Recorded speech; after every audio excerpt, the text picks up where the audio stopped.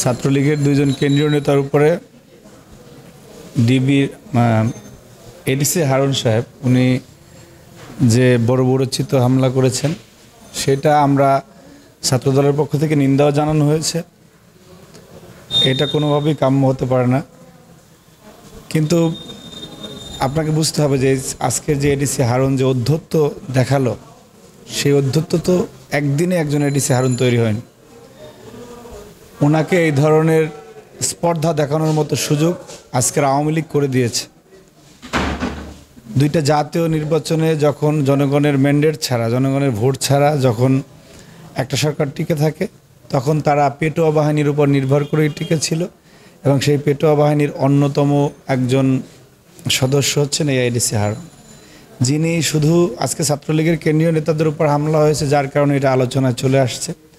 উনি কিছুদিন আগে চাকরির বয়স 35-এর দাবিতে যে আন্দোলনটা ছিল সেখানে নির্মম প্রহার করেছেন। উনি শিক্ষকদের আন্দোলনে হামলা করেছেন, উনি কোটা সংস্কার আন্দোলনে হামলা করেছেন, উনি নিরাপদ সড়ক আন্দোলনে হামলা করেছেন। ওনার হাতে ব্যবসায়ীরা লাঞ্ছিত হয়েছে, ওনার হাতে বুদ্ধিজীবীরা লাঞ্ছিত হয়েছে। কিন্তু কখনোই এই ধরনের কোনো রাষ্ট্রযন্ত্র থেকে যে আজকে ওনার বিরুদ্ধে ব্যবস্থা নেওয়া হয়েছে, আপনার ওনার যে ডিপার্টমেন্ট সে বিভাগ থেকে ব্যবস্থা নেওয়া হয়েছে, এটা কিন্তু আগে কখনোই নেওয়া হয়নি। এইটা এখন নেওয়া হয়েছে কারণ হচ্ছে এটা নিজেদের ব্যাপার। এটা ছাত্রলীগের কেন্দ্রীয় নেতাদের উপর হামলা হয়েছে এই কারণে। এখানে ছাত্র দলের উপর যদি কাউকে জুলুম করা হতো, আপনি জানেন যে ওনার নেতৃত্বে আমাদের অসংখ্য ছেলেদেরকে ধরে নিয়ে রিমান্ডের নামে অমানসিক নির্যাতন করা হয়েছে, কারো নখ উপড়ে ফেলা হয়েছে, কারো হাত পায়ের সমস্ত আঙ্গুলের নখ উপড়ে ফেলা হয়েছে, ড্রিল মেশিন দিয়ে হাত পা ছিদ্র করে দেওয়া হয়েছে এই এডিসি হারুনের নেতৃত্বে। সেই বর্বরচিত কথার কথা কিন্তু বাংলাদেশের কোনো মানুষ, মানে এই সরকারের যারা রাষ্ট্রপৃষ্ঠে জড়িত, তারা কেউ বলেন। কারণ তারা হচ্ছে এই সরকারের বিরোধী মতে। তারা বুঝিয়ে দিয়েছে যে এদের কোনো অধিকার নেই, আমাদের কোনো অধিকার নেই। সুতরাং তারপরেও আমরা ইভেন দেখেন যে দুইটা ছেলেকে টর্চার করেছে, তাদের দ্বারা ছাত্রদলের অনেক নেতাকর্মী হামলার শিকার হয়েছে। কার জন্যে গত বছরের 24 এবং 26 মে ক্যাম্পাসের যে আমাদের উপর হামলা হয়েছিল, সেখানে নাইমরা সর্বাগ্রে ছিল আমাদের উপর হামলা। তারপরেও আমরা শহীদ রাষ্ট্রপতি জিয়াউর রহমান, দেশনেত্রী বেগম খালেদা জিয়ার আদর্শিক সন্তান হিসাবে আমরা কিন্তু এটার প্রতিবাদ জানিয়েছি। কিন্তু ছাত্রলীগের সভাপতি আমাদের যে মানবিকতার বিপরীতে উনি যে কথা বলেছেন, সেটা ছাত্র রাজনীতির সকল শিষ্টাচারকে ম্লান করে দিয়েছে। সে বলেছে যে এটা নাকি আমরা ঘোলা পানিতে মাছ শিকার করতেছি। সাদ্দাম হোসেন, তোমার একজন সহযোদ্ধা যে কেন্দ্রীয় ছাত্রলীগের সাংগঠনিক সম্পাদক, তাকে যদি এরকম নির্মম প্রহারের পরেও তুমি এই ধরনের বক্তব্য দাও, তাহলে আমি মনে করি তোমার ব্যক্তিত্ব এবং সম্পর্কে প্রশ্ন তোলা উচিত। এবং তোমার ন্যূনতম কোনো লজ্জাবোধ নেই। কোনো লজ্জাবোধ থাকলে তুমি এই ধরনের কথা বলতে পারো না। কোনো পার্সোনালিটি থাকলে, তুমি তো ছাত্র, এই দেশে বা বাংলাদেশের সকল স্বাধিকার আন্দোলনের সামনে ছিল ছাত্র সংগঠন।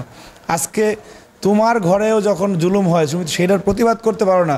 তুমি রাষ্ট্রের প্রতিবাদ করার তো কোনো যোগ্যতাই রাখো না।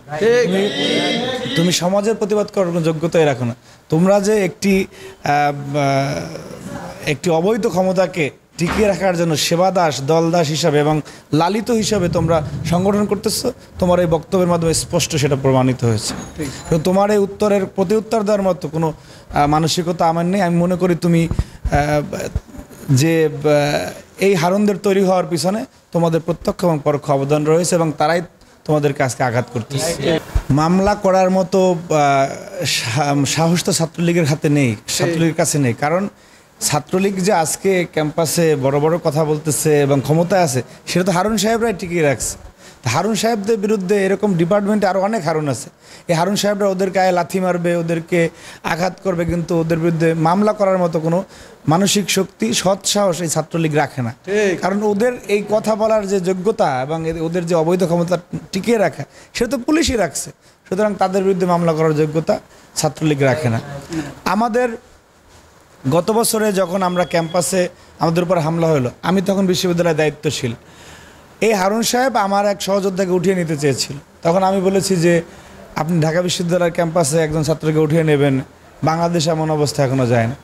বললো যে কিছুদিন আগে একটা ঘটনা ঘটছে, আর নাহলে আপনারাও নিয়ে যেতাম। আমার কথাই হারুন সাহেব বলছিল। সো আমরা আমাদের জায়গা থেকে প্রতিবাদ করেছি, করে যাব ইনশাল্লাহ।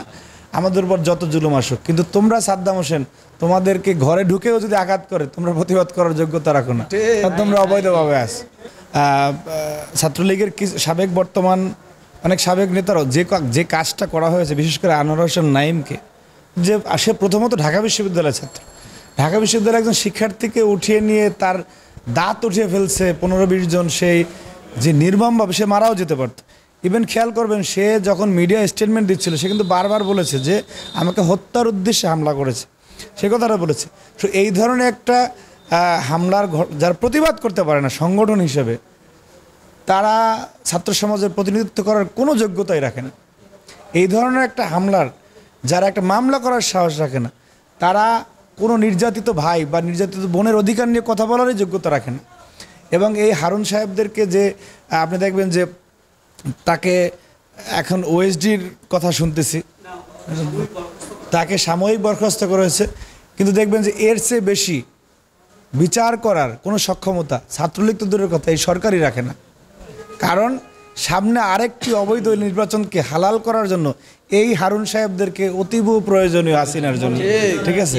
সুতরাং আপনি যেটা বললেন যে সাবেক বর্তমান ছাত্রলীগদের ব্যানার একটি প্রোগ্রাম কল করেও সেটা করতে পারে না, আমার কাছে মনে হয় যে ছাত্রলীগের যারা শীর্ষ নেতৃত্ব আছে তাদের এই মুহূর্তে যদি ন্যূনতম আত্মসম্মান বোধ থাকে তাদের পদত্যাগ করা উচিত। আর সাবেক যারা আছে তারা ছাত্রলীগের সাবেক নেতা পরিচয় না দিয়ে সাবেক দল কানা লীগ বা দল দাস লীগ বা আনুগত্য লীগ পরিচয় দেওয়া খুব জরুরি। দেখেন, ঢাকা বিশ্ববিদ্যালয়ে একটা চর দখলের মতো পরিস্থিতি তৈরি করা আছে, সেখানে রাষ্ট্রযন্ত্র সরাসরি ছাত্রলীগকে প্রশ্রয় দিচ্ছে এবং ঢাকা বিশ্ববিদ্যালয়ের প্রতিষ্ঠার এই শতবর্ষের ইতিহাসের সবচেয়ে অথর্ব দলকানা মেরুদণ্ডহীন একটি প্রশাসন ঢাকা বিশ্ববিদ্যালয়ে রয়েছে, যারা ছাত্রলীগের সকল অপকর্মকে তারা জায়েজ করে দিচ্ছে। এবং আমরা চাই না যে ঢাকা বিশ্ববিদ্যালয় ক্যাম্পাসে সাধারণ শিক্ষার্থীরা তাদের পড়ালেখার পরিবেশ বিঘ্নিত হোক এমন কোনো কর্মকাণ্ড, যার কারণে কিন্তু আমরা ছাত্রলীগকে প্রতিহত করার মতো সকল ক্ষমতা, সকল যোগ্যতা, মানসিক শক্তি, শারীরিক শক্তি আমাদের রয়েছে। কিন্তু আমরা বিশ্ববিদ্যালয়ে পড়ার পরিবেশ সুষ্ঠু থাকুক সেটা আমরা চেয়েই কিন্তু আমরা তাদের বারবার হামলার পরেও আমরা ওই ধরনের পরিস্থিতিতে যাচ্ছি না। কিন্তু আজকে যে চাওয়াটা সেটা গণমানুষের চাওয়া, বাংলাদেশের মানুষ তার ভোটের অধিকার ফেরত চাচ্ছে। সুতরাং সেই চাওয়ায় পূরণ করার জন্য আমরা ক্যাম্পাসগুলোতে এবং ঢাকার রাজপথে যে ধরনের প্রতিবাদ গড়ে তুললে, যে ধরনের আন্দোলন করলে শেখ হাসিনা বিদায় নিতে বাধ্য হবে, সেই ধরনের আন্দোলন করার জন্য আমরা প্রস্তুত রয়েছি। অবশ্যই পরিস্থিতি অনুকূলে আসছে বলতে আমরা তো দৃঢ়ভাবে বিশ্বাস করি যে সাধারণ শিক্ষার্থীরা আমাদের পক্ষে রয়েছে, আমরা বিশ্বাস করি বাংলাদেশের সাধারণ মানুষ আমাদের পক্ষে রয়েছে। সুতরাং আমরা রাস্তায় যখন মিছিল করি তখন রাস্তার দুই পাশে মানুষের স্বতঃস্ফূর্ত উচ্ছ্বাস দেখে মনে হয় যে পুরো রাস্তাটাই আমাদের। সুতরাং আমরা গণমানুষের সমর্থন নিয়ে আছি এবং আমরা সামনে থেকে সেই নেতৃত্ব দিব যেখানে গণমানুষ এবং সাধারণ শিক্ষার্থীরা আমাদের সাথে রয়েছে এবং এই যুদ্ধে আমাদের বিজয় অনিবার্য ইনশাল্লাহ। উনি যে কতটা বালির বাঁধের মতো অবস্থায় আছেন, কতটা অসহায়ত্বের মতো আসছেন, কতটা ভিত্তিহীন অবস্থায় আছেন যে আজকে একটি সেলফি তুলে ওনার বোঝানো লাগতেছে যে আমেরিকার সাথে সখ্যতা আছে, অথচ কিছুদিন আগে এবং উনি সার্বক্ষণিক বক্তৃতায় আমেরিকাকে এমনভাবে তুচ্ছ-তাচ্ছিল্য করেন। এটা হচ্ছে একটা মুনাফেক মানুষের চরিত্র, যে আপনি এক এক সময় এক এক রূপ ধারণ করেন, সেই রূপটা উনি ধারণ করছে। এবং আমরা মনে করি বাংলাদেশে উনি অবৈধভাবে ক্ষমতায় থাকলেও যেহেতু বাংলাদেশের প্রধানমন্ত্রীর পতাকা ওনার গাড়িতে আছে, এইখানে জাতি হিসেবে আমরা লজ্জিত যে নাটকের উনি মঞ্চস্থ করেছেন এই সেলফি কাণ্ড নিয়ে।